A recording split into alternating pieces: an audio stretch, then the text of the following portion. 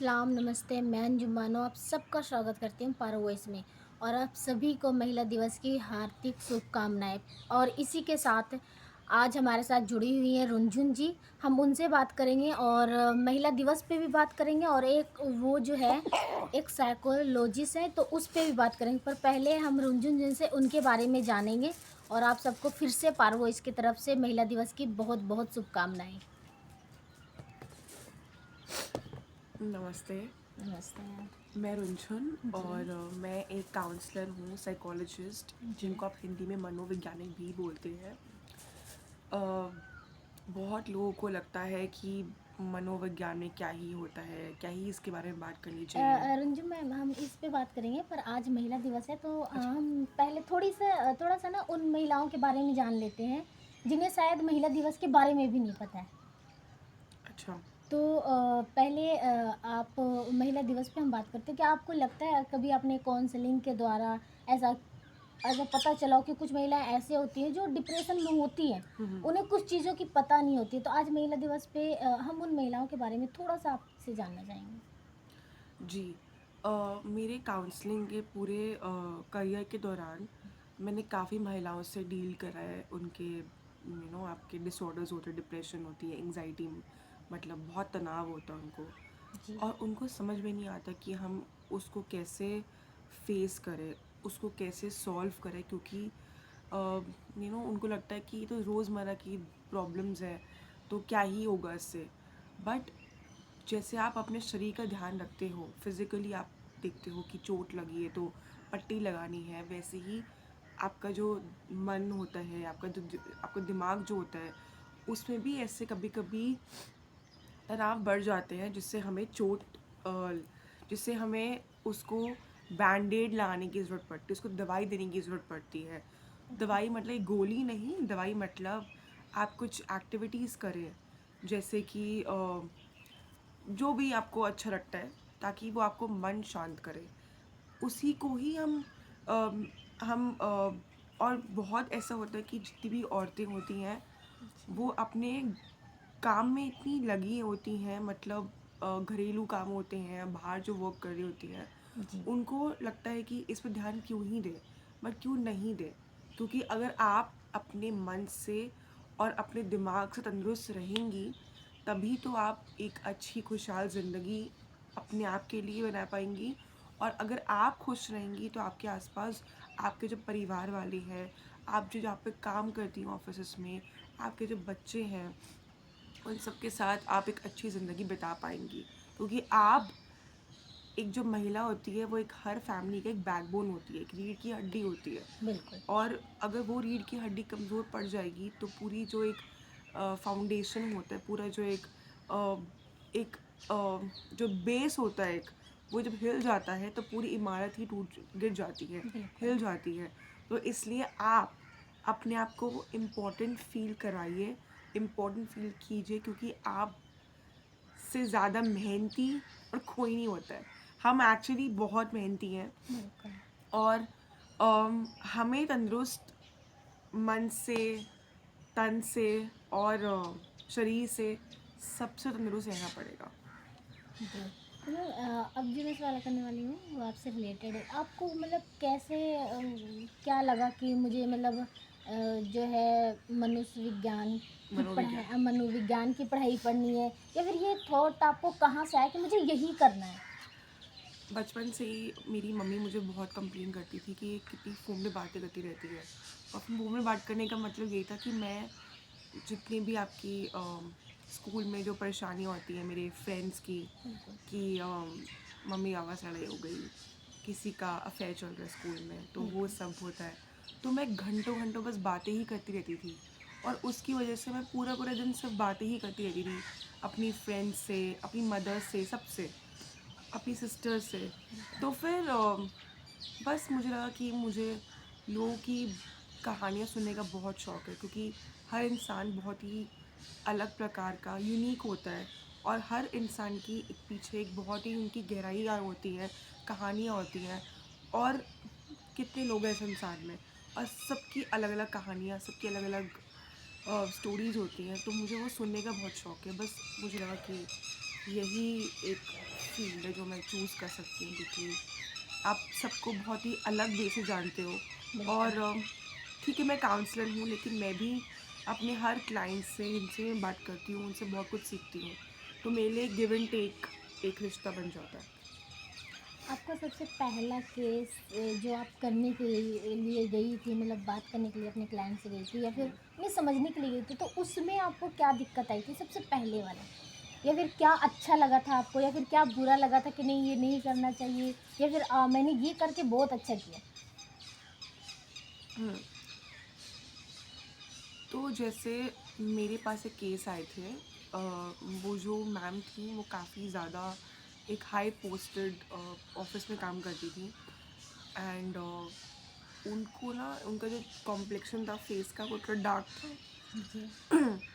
वो इससे पहले किसी पहले काउंसलर के पास गई थी, मैं इससे पहले, जी। जिन्होंने उनको बोला कि अरे इट्स ओके, आप ना अपनी शक्ल को रंग मतलब साफ़ करने के लिए आप वो क्रीम लगा सकते हो, ऑपरेशन करवा सकते हो। बिल्कुल। तो उनके माइंड में ये नहीं था कि वो करवा नहीं सकती है। पैसे बहुत थे, अच्छा कमाती थी, करवा सकती थी। बिल्कुल। उनके माइंड में जो ये थॉट आ रहा था कि मुझे गोरे होने की क्यों ज़रूरत है। बिल्कुल अ, सही है। क्योंकि हम सब अलग अलग कलर्स से बिलोंग करते हैं, चाहे वो वाइट हो, चाहे वो कोई भी कलर क्यों ना हो। बिल्कुल। और हम सब अपने वेज में बहुत खूबसूरत है। हमें कैसे क्यों लगता है कि जब गोरा ही होना एक खूबसूरती होती है। एंड वो बिल्कुल। खुद में बहुत सुंदर भी थी, ऐसा नहीं है। सभी सुंदर होते हैं, सभी एक भगवान की देन है।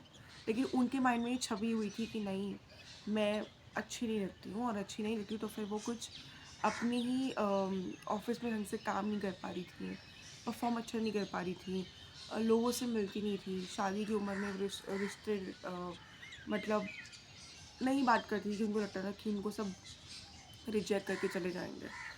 तो इसकी वजह से वो काफ़ी डिप्रेस फील करती थी। तो जब वो मेरे पास आई थी तो मैंने उनसे बात किया, मैंने उनको समझाया नहीं। तो काउंसलिंग की ब्यूटी ये होती है कि आप उनको गाइड नहीं करते हो खुद से। मैं उनको किसी को गाइड नहीं करती हूँ, बिल्कुल। क्योंकि आपको गाइड करने वाले आपके माँ बाप हैं, आपके दोस्त हैं, आपके बहन भाई हैं, आपके रिश्तेदार हैं, आपका पति है, आपके बच्चे हैं, सब है। मैं आपको आप ही से, आप ही की जो गाइडेंस है खुद जी। से निकलवाती हूँ, ताकि आपको खुद को लगे कि हाँ, मुझे अपनी ज़िंदगी ऐसे ऐसे करनी चाहिए। क्योंकि आप अपनी ही ज़िंदगी के ड्राइवर हो। बिल्कुल। आप अपनी ज़िंदगी के, अपनी कार के खुद ड्राइव करोगे। और अगर आपको अक्ल है कि कैसे ड्राइव करना है, तो कोई आपको नहीं, आपको किसी और की ज़रूरत नहीं है बेसिकली। तो उन्हीं को मैंने उन्हीं से सल्यूशन करवाया कि अच्छा ठीक है, आपको अपने बारे में कैसा लगता है। तो उन्हें बताया कि बचपन में उनको काफ़ी कुछ बोलते थे बचपन में, तो उनको वो छप चुका उनके माइंड में। बिल्कुल। और उसकी वजह से वो हर एक लाइफ का जो एक डिसीजन होता है वो उसी मुताबिक लेती हैं। जैसे कि अगर वो ऑफिस में परफॉर्म नहीं कर रही हैं अच्छे से, और जी। अगर किसी बॉस ने बोला कि आप ये ऐसे नहीं कर रहे हो, अच्छे से नहीं कर रहे हो, तो उनको लगता था कि क्योंकि वो खूबसूरत नहीं है, इसलिए उनको ऐसे बोला जा रहा है। तो बिल्कुल। बेसिकली ना वो हर एक छोटी बातों को उसी एंगल से एंगल जोड़ते से थे। जोड़ती थी कि हाँ ठीक है, क्योंकि मैं खूबसूरत नहीं हूँ इसलिए मेरे को ऐसे बोला जा रहा है। बट नहीं, ये उनका अपना थॉट था। रियलिटी बहुत कुछ और होती है। बिल्कुल। तो जब मैंने उनसे बात किया तो उनको भी रियलाइज़ हुआ, कुछ एक्टिविटीज़ की हमने साथ में, और बहुत सारी बातें भी की। एंड उससे अब वो अपना परफॉर्मेंस भी अच्छे करती है, उनको प्रमोशन भी मिली, और उनकी अब शादी भी हो गई है। तो मैं क्रेडिट खुद से नहीं ले पाऊँगी।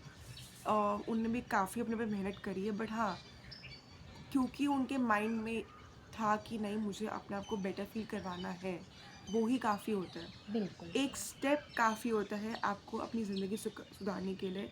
आप स्टेप लीजिए, आगे खुद ही स्टेप्स बनते रहेंगे। अच्छा, आपने बच्चों की भी काउंसलिंग की है, तो हम्म, उनमें किस प्रकार के बच्चे होते थे? या फिर आप नशा मुक्ति केंद्र में भी आपने काफ़ी टाइम काम किया, तो क्या वहाँ पे भी महिलाएँ होती हैं या फिर वहाँ पे जो सिचुएशन होता है, हम्म। वो किस तरीके का होता है?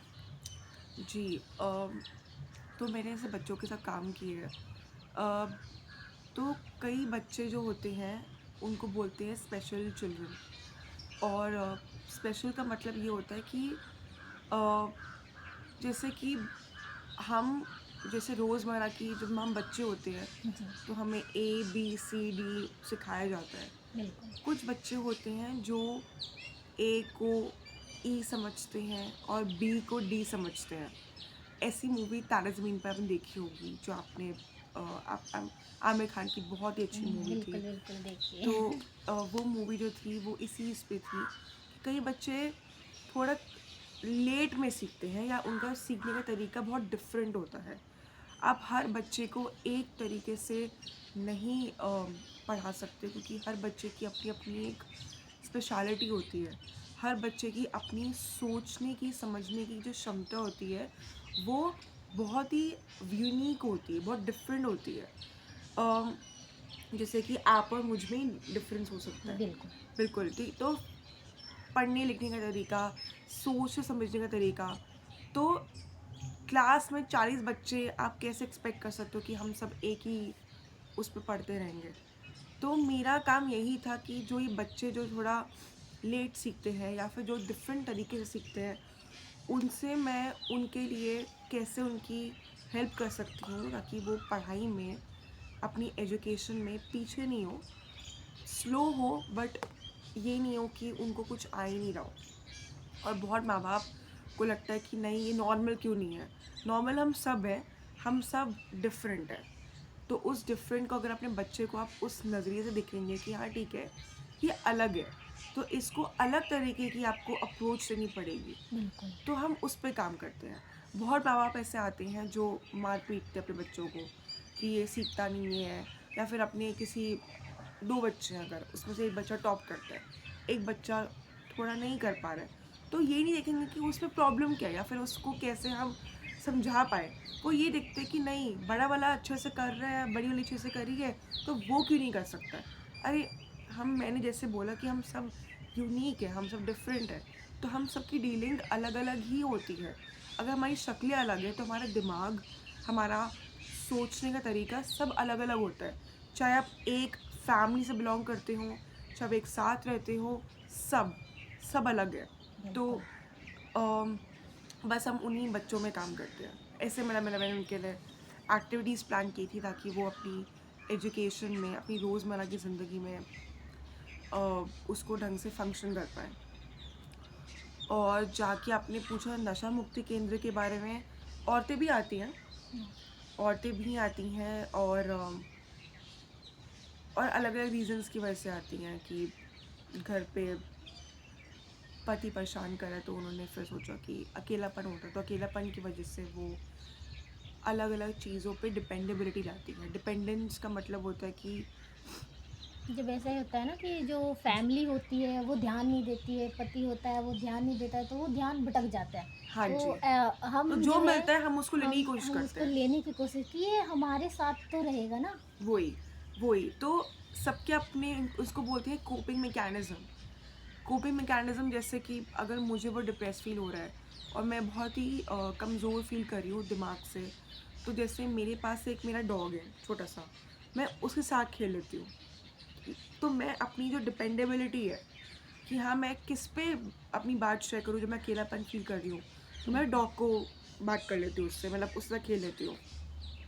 बट कई लोग जो होते हैं उनके पास वो सब चीज़ें नहीं होती हैं।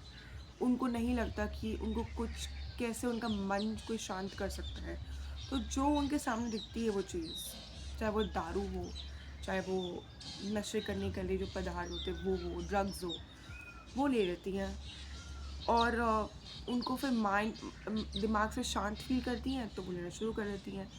बट यही हमें डिफ़रेंस अ, उन पे लाना है कि दिमाग को शांत करने के लिए और भी तरीके होते हैं और अच्छे तरीके होते हैं। मैं समझ सकती हूँ कि आप पे क्या बीती होगी, लेकिन उसको ठीक करने के लिए हमारे पास दुनिया में बहुत चीज़ें हैं जिसको हम उस पे वर्क कर सकते हैं। तो फिर बस हम उन्हीं को यही सिखाते हैं, उनको बुरा फ़ील नहीं करवाना चाहिए कि वो वापस भी ले सकती हैं। उनको बस ये दिखाना है कि ठीक है आपने किया ये सब, बट आगे क्या? और आगे हम क्या डिफरेंट तरीके अपना सकते हैं अपने आप को ठीक बेटर फ़ील करवाने के लिए। जी। बहुत कुछ आपसे जानने के लिए भी मिला, बहुत कुछ सीखने के लिए भी मिला। जो हमारी पारो वॉइस की महिलाएँ हैं वो भी इन चीज़ों को समझ पाएँगी, क्योंकि ये जो पारो वॉइस चैनल है वो किसी एक का तो है नहीं। हम्म, मैं शुरू से ही बोलती हूँ कि वो उन महिलाओं का है जो पारो वॉइस में जुड़ती ही जा रही हैं। काफ़ी सारी महिलाएँ हैं जो हमारे पारो वॉइस में जुड़ी हुई हैं ऑलरेडी। और तो मैं आपसे सिर्फ़ आपके 2 ऐसे केस जानना चाहूँगी। एक ऐसा जिसे करते हुए आपको बहुत ज़्यादा परेशानी आई हो, और दूसरा ऐसे जिसे आपको करके बहुत ज़्यादा खुशी मिली है। ओ जो हमने जो केस किया था वो कवर हो गया था। जी, जी। नो नो, आपसे पूछ रही हूँ। हुँ, फिर मैंने केस बताया था आपको, उसका जिसको कॉम्प्लेक्शन डार्क है, वो तो कवर हो गया। वो कवर हो गया। हुँ, अब बुरा कोई केस। जिसे करते हुए आपको लगता हो कि ये क्यों कर रही हूँ, या फिर मैंने इसे पहले क्यों नहीं देखा, या फिर ये मेरे पास पहले आता तो शायद मैं इसे और अच्छे से कर सकती थी। या फिर कोई उस ऐसा केस जो आपने करना चाहा हो पर वो ना हो पाया हो। बहुत ऐसी सारी प्रॉब्लम्स आ जाती है ना जिसे हम नहीं कर पाते हैं। I have to think about it. और कोई बात नहीं। अब एडिट कर दोगे ना? हाँ, हाँ, कोई बात नहीं। ठीक है, मैं हम सोच रही दूसरे हूँ।